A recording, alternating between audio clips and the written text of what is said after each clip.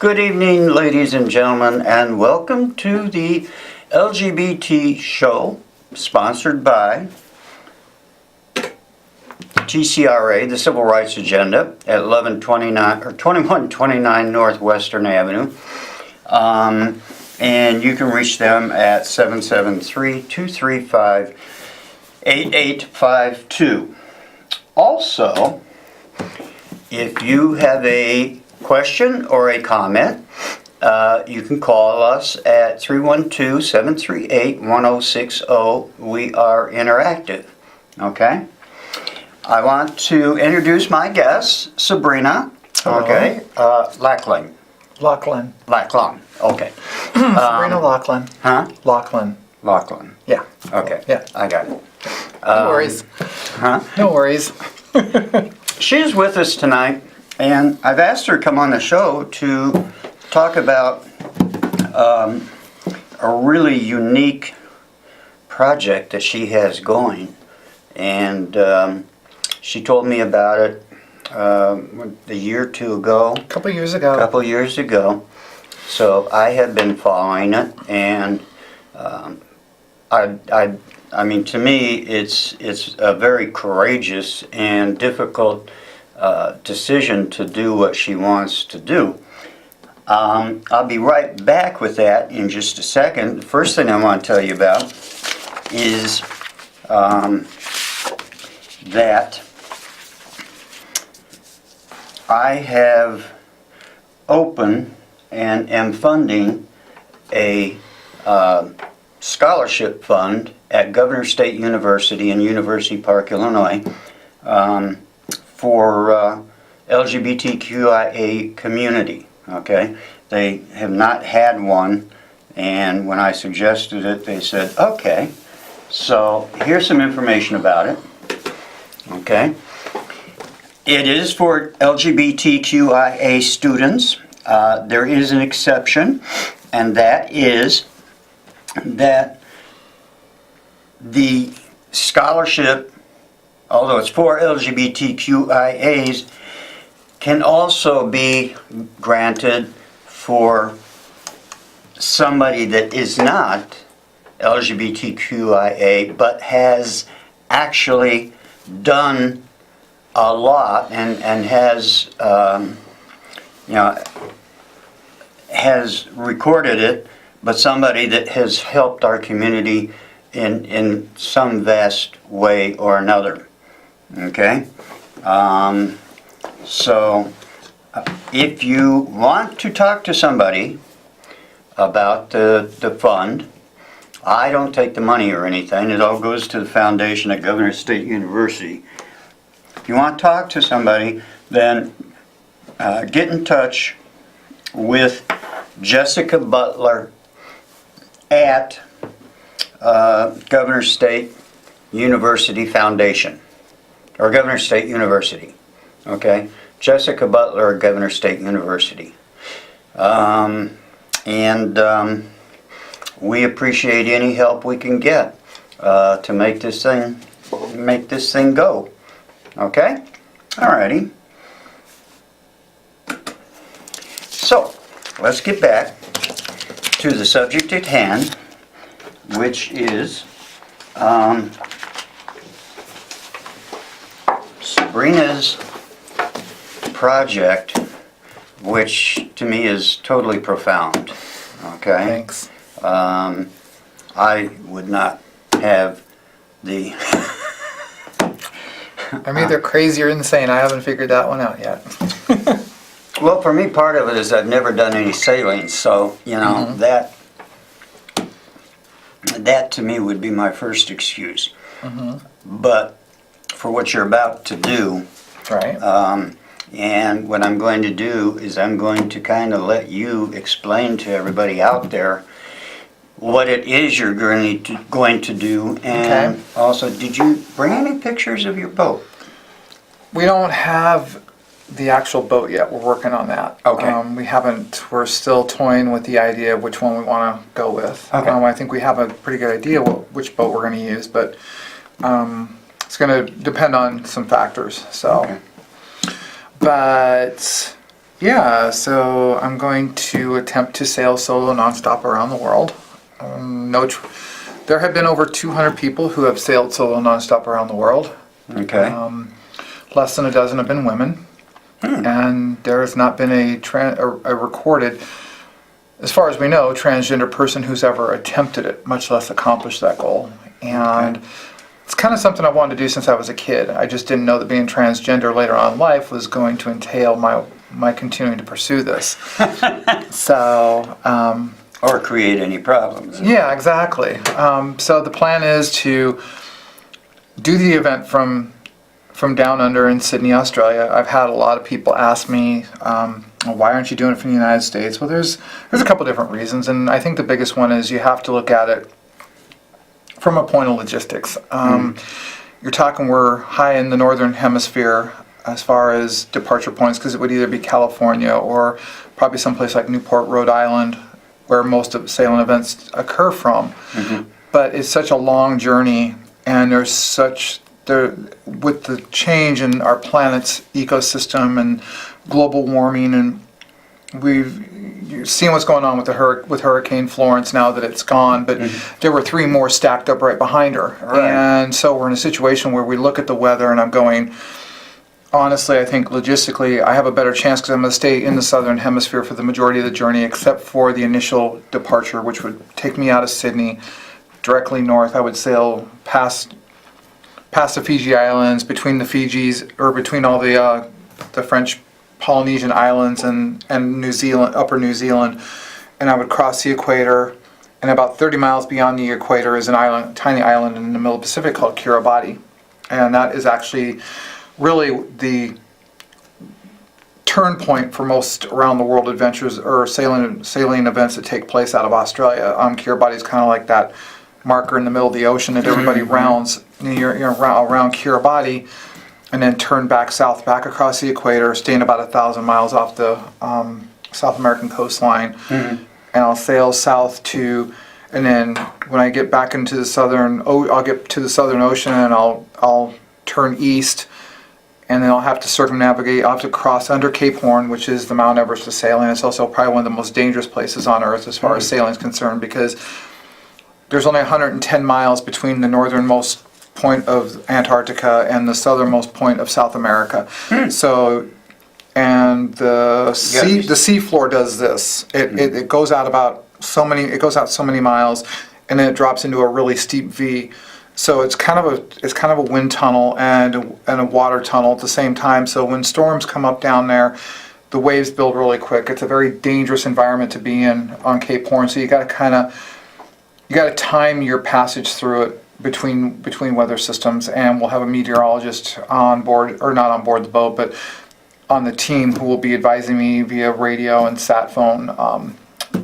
As I get closer, I'll either have to slow down based on the storms, or accelerate to try and get around it before a storm catches me, and I got to kind of play with this window of catching between weather systems. Once I'm through it, then I'll start to turn north out of towards the Falkland Islands, get into the shadow of the landmass of Africa and South America, and quote-unquote rest for a day or two, because as soon as I turn east and start towards Cape Horn, there's going to be no rest. It's going to be pushing the boat as hard as I can, as fast as I can, to get through that section of ocean so I can get safely through it. Once I'm through it, then I'll relatively rest in the higher latitudes of the Atlantic for a little bit, of the southern Atlantic for a day or so, still making my way east, but then I'll start to bend my way back south, and then I'll cross underneath what's called Cape of Good Hope, which is the one that everybody knows, but the true most southern point of Africa is actually called Cape Agulhas.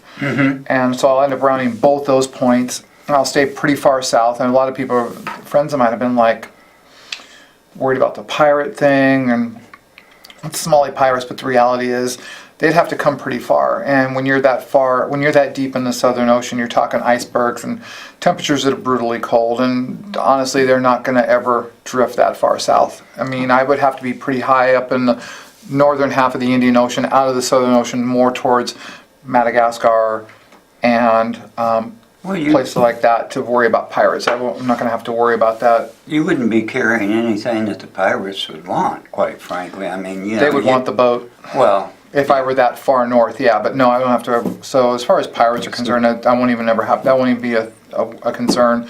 Because I'll stay in the Southern Ocean because actually the route, because the world is round, even though we have some flat earthers out there that think that it stops at some point. Yeah. the Earth is like this tabletop and you're going to sail off the end. Right, And the reality is it's right. not. Come on, let's be real, folks. So because of the curvature of the Earth, there's less distance to cover. So if I stay further in the Southern Ocean, deep in that latitude, then I'm going to be able to get across faster. But I'll eventually start drifting my way back north as soon as I'm further away from the African coastline. I'll kind of work my way and kind of teeter on the border of the Indian Ocean and the Southern Ocean. And then I'll reach what's called, at some point I'll reach a place called Cape Leeuwin, which is one of the points around Australia. It's south of, it's like on the southern end on the west side of Australia. It's underneath of Perth. And I'll circumnavigate that. Then I'm going to go through what's called the Great Australian Bight, which is a really rough patch of water. And I'm going to have to I'll have to get through that. Then I'll go around what's called the Southwest Cape, which is the southernmost point of Tasmania, which is the little island portion of Australia, which is off between where Bass Strait separates Tasmania from Australia, and I'll round that, and then I'll go and turn north through the Tasman Sea and make my way back through what's called the Heads, which is an opening coming into Sydney Harbor from the ocean, and then that'll be it. And it seems like it sounds that simple, but it's not, because it's a long. You're talking roughly.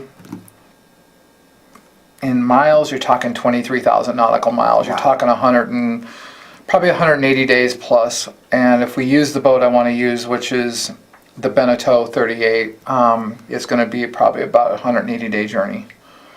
Wow. If I time it right. If I push her hard enough. And the whole thing with sailing solo nonstop around the world is you have to cross the equator twice. You have to cross all lines of latitude or longitude. You have to, you cannot have any outside assistance, meaning I can't have anyone come on board.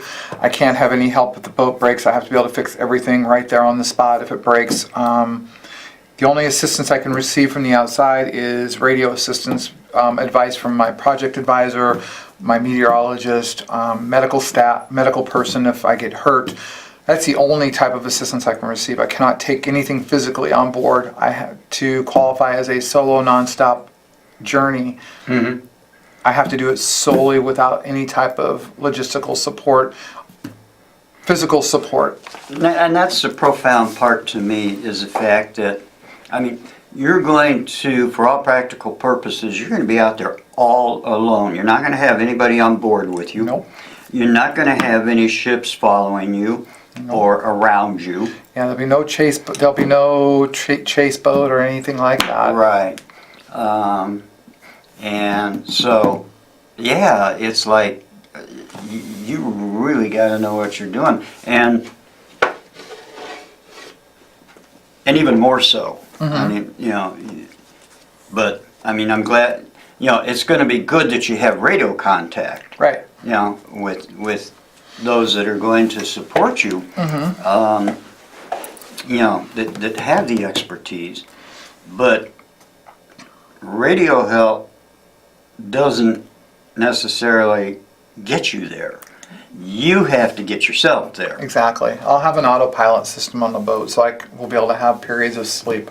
And that's one of the other challenges with solo sailing is maritime law, regardless of where you are in the world, international law, maritime law requires that there must be a person manning the vessel at all times. There must be somebody on a watch. But that's not, reality is you can't do that if you're sailing solo.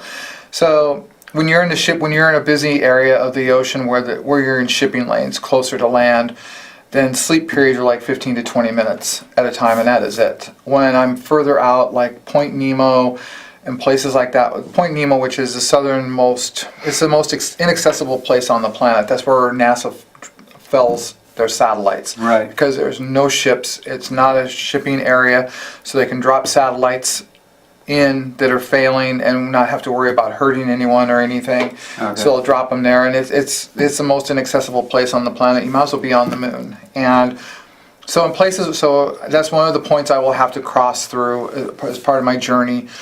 But in those areas like that where it's so remote and so desolate, you can sleep a couple hours at a time and get a little bit more sleep than normal, but you still have to maintain a watch at all times. And the autopilot will help keep the boat on course, but you've got freak storms, you've got rogue waves. Any little thing can wreck your moment. It doesn't take anything at all, and It's very dangerous. it's very dangerous. And I'm fortunate that I'm going to have I'm going to have a really good team or land team around me to make sure that the boat is sound before it's ever taken out. And the big thing that people don't understand, I don't think realize too, is you just don't get a sailboat and sail around the world. When I get the boat, we're going to have to actually take it out of the water and literally strip it down to nothing. We're going to have to examine the keel. The keel be x-rayed to make sure that the keel bolts are all secure. There'll literally be like an x-ray of the hull to make sure there's no weak points. There's nothing that can give way on the boat. The stays and the shrouds and everything that holds the mast in place, forestays, backstays, like I said, shrouds, everything on that boat will have to be checked and rechecked. Engine mounts, which I cannot, as part of the rule of sailing solo nonstop, it must be under sail power only. You cannot, under any circumstance, use the engine except to charge the batteries on the boat, for your radios and your autopilot and stuff like that. And I'll also have a solar array on the stern of the vessel to also help with regard to charging batteries. But the engine will be strictly for the purpose of regenerating battery power, unless, of course, I'm dismasted, which means if the boat got rolled and I came back up and had no mast left, I would have to use the engine to be able to find my way to a safe port to get for repairs. And at that point, the solo nonstop would be over with, and we're hoping that's not the case. We have a really good rigger from Brisbane, Australia, who's going to be rigging the boat, building the rig for the boat, to reinforce it, to make sure that it can pretty much take anything that Mother Nature can throw at her. So that's a person you really have to trust. Yeah.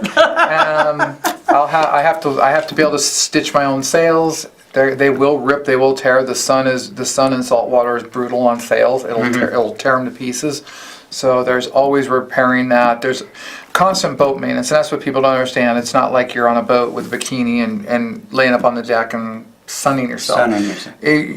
There is always work on the boat, always work. You're checking lines, you're checking the sheets, which are the ropes that you use to let the tension off the sail or add tension to the sail to adjust your trim to let it, and so on and so forth. You have to, you're constantly checking the engine to make sure it's fine. You're checking all your electrical systems. You're checking you're going up the mast, you're checking for your wires, you're checking to make sure everything up on the mast is fine at different points. For your wiring, for your AIS and for your communications antenna and the whole nine. All that stuff has to be checked constantly. So there's always maintenance, there's always something going on the boat. It's not like you just take time and you just let the boat sail. The boat will sail itself pretty much. But you have to maintain the maintenance on the boat, because if you don't take care of the boat won't take care of you. Right. What about provisions now? How often will you have to stop and stock up on food and water? I take everything I need with me. There's no stopping for anything. I have to have all the food and water I need or that's required for the journey to be on board the vessel. You have a finite amount of resources. What you have out there is all you've got, and you have to manage it right down to the last piece of candy or the last drop of wine, drop of water, to the last wine? drop of diesel. No wine? No wine, unfortunately. Oh, wow. I will take a bottle of champagne to appease Neptune when I cross over, and that's a tradition. Anytime you cross the equator, you always make a toast. you always, no, you don't drink any of those. You actually you Pour it in the You water. pour it into the water. It's a kind of an acknowledgement to Neptune and to the powers that be that, thank you for allowing the safe crossing and this, that, and the other. It's a sailing tradition, so. So he follows you under the boat, and every once in a while you have to give him a drink. Exactly. Okay, gotcha. And yeah, and it's. That's why this whole thing sounds so different. Now, And I'm doing it because I'll be honest, we have, and you and I talked outside the studio, and I'm trying to steer clear of the political climate. But the reality is, and I'm just going to touch on it very, very, very, very, very briefly. We're being vilified, by the powers that be, but we have for millennia. And I think that transgender people need to be seen as just normal people that have dreams and hopes and aspirations like anyone else in this world. And I think that sailing around the world, it's my way of shattering a glass ceiling, because unfortunately sailing is still the dominion of the, and I apologize to potential sponsors out there or men that are watching this, it has been known, and it's not my words, this is just how it's always been, but it's always been kind of the dominion of the rich white elitist male in particular. And so women are still trying to find their foothold in the world of sailing. They're getting better at it. You're looking at Team SCA, which is an all women's pink and blue boat that has raced in the Volvo Ocean Race for many races, with girls like Samantha Davies and oh my gosh, some of the others I've forgotten now, but anyway, they've been racing and competing as an all-women's team, and you've got, so women are making their stride in the world of sailing, and now you've got the glass ceiling with regard to the transgender part of the equation. And and I have friends that are women that are transgender that are sailors, and all of them have looked at me and kind of more or less said I'm crazy. They support what I'm doing, but they're going, there's no way you're getting me out there to do that. So see, I'd say that whether you're male or female. right. So yeah, no. So it's one of those things where we're just trying to move the needle, trying to change things and get people to understand that, look, we're like anyone else. Let's stop with the silliness. Let's stop, as I said in an interview in Australia on TV down there, let's stop the witch hunts, and let's stop vilifying people. Let's respect people for people and let people follow their dreams. And I agree wholeheartedly with you, and I've said many times on the show that transgenders have to get involved in some things. That's why I got involved with the American Legion, because it gives those people a chance to see me as a person, not as a transgender. Right. Okay? Exactly. That's why I got involved in the Girl Scouts, for the same reason. I'm a Girl Scout leader. Not to say that I'm a transgender working in the Girl Scouts. I am me working in the Girl Scouts, because right. Oh man, I'm coming undressed. This isn't good. Nice. But that's the thing. We need to take some chances on. We do. On doing things that will make people realize that we are people. Yeah, I mean, we bleed and we get sick, and right. We don't do anything differently than No. real people do. And another thing too, people I think need to understand with regard to the sailing aspect is it's not a cheap venture. It takes a lot of money to do this. When you're doing something on the level I'm doing, you've got your weekend boaters, and I'm part of that when I go out sailing and racing with my sailing mentor and coach and friend Bradley, and we do the local races on the lakes here in Michigan actually, and everything, and that's great. But to sail around the world takes a massive amount of money. It's not something that's done on the cheap. So there's the sponsorship angle, there's the public relations angle. I have a PR team that they definitely don't do it pro bono, and so yeah, it's an expensive venture. People that do this kind of thing require corporate sponsorship to make it go.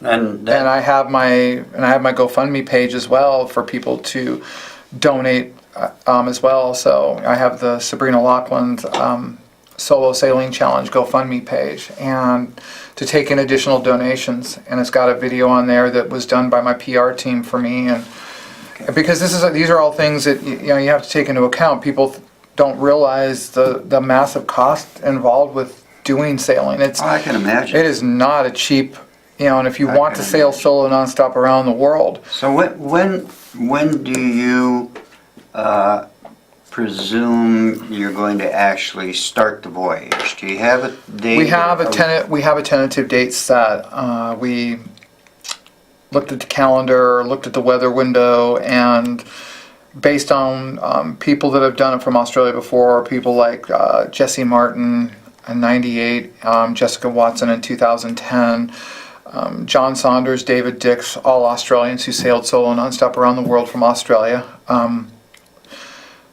The weather window down there is usually is right around October to about mid-November is your safest weather window to get, because you have to look at the fact that I've got to get up and over the equator as quickly as possible, and then get back south and get through Cape Horn. Cape Horn that's where it's really, really dangerous, because there's that very, very narrow weather window, and you do not want to try and take a chance on it. Right now it's actually it's the end of summer here.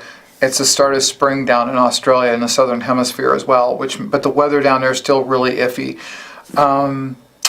When it was summer here, it was winter in the southern hemisphere. Mm-hmm. Even though it's the same month of the year there as it is here, their summer is actually our summer is their winter. So even though it was, we had our summer, so their weather down there is different. And the Southern Ocean and the Indian Ocean, the weather is extremely dangerous, very unpredictable. And so that's why this weather window is so important. That's why logistically for me to do it from Australia versus America is important, because it is there are just some parts of the world where you do not tread during certain times of the year, and sounds very tenuous. It is very tenuous, and now with the change in global warming and the frequency of storms and getting larger and more powerful and more dangerous, these weather windows are closing quicker and quicker. So, right. Well, we got to wrap up here, and first of all, I wish you sincerely all the luck in the world. I hope it works, because it's fascinating. It's, like I said before, it's very courageous. Thank you. My nerves would be twitching right now if I even walked towards a sailboat. Well, anyway. I will say this really quickly in closing. I am not without fear. I have a deep, profound respect for the ocean, and I know what Mother Nature can do. And I'm as terrified. I have my moments where I'm terrified of it. But the reality is that's a good thing, because it keeps me honest and it keeps me grounded in what I'm trying to do, and it forces me to work even harder to stay as safe as possible to get back home to my wife and my family. So, well, I think on behalf of our audience, I think I can say safely that we will keep you in our prayers. We will wish you the best luck possible. If if there's any way you can, keep me updated. For sure. On your progress and whatnot. And I can give you information, so that some of your people that are on land maybe can drop me some information or whatever. Yeah, absolutely. Okay? Yeah, so sounds great. Good luck. Thank you. Good luck. Thank you for having me, Jackie. Oh, I'm glad you were here. Thank you very much. You're welcome. Okay? Okay. That's all we have for today. Thank you for tuning in. Remember, same time, same place, third Friday next month. We will be back, and hopefully so will you. Okay? Until then, we will see you later. Okay?